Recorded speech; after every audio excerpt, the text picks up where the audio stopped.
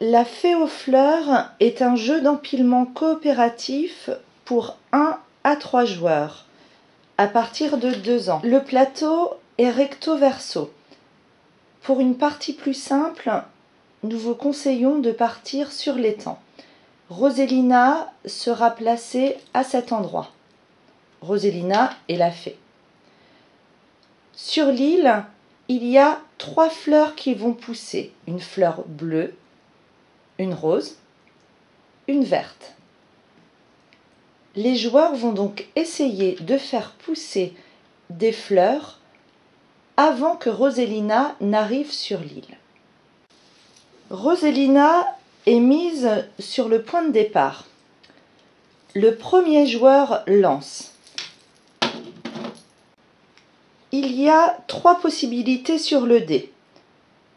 La première, on tombe sur Roselina.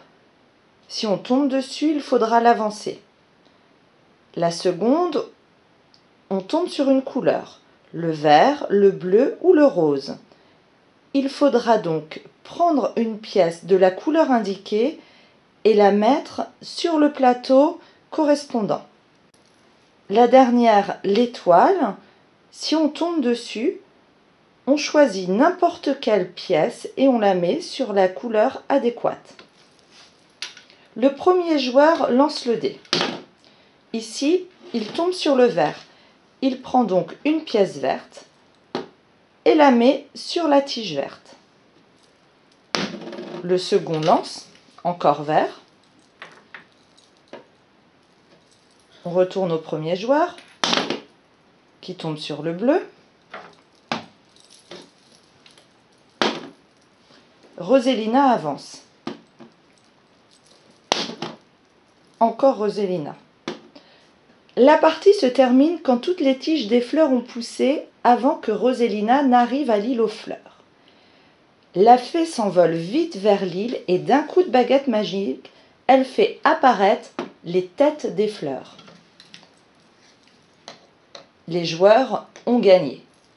En revanche, si Roselina atteint l'île aux fleurs avant que les tiges n'aient poussé, la partie se termine.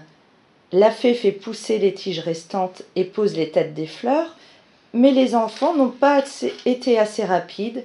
Une deuxième variante un petit peu plus compliquée existe sur le verso du plateau. Ici, on ne joue plus avec les couleurs, mais avec les formes. Il y a 3 formes différentes. Il faudra de la même façon faire pousser les 3 tiges avec des formes identiques mais des couleurs différentes. La fée aux fleurs est un bon premier jeu coopératif pour les tout petits. Les formes sont bien adaptées, les parties sont rapides. Le jeu permet de travailler à la fois les couleurs et les formes.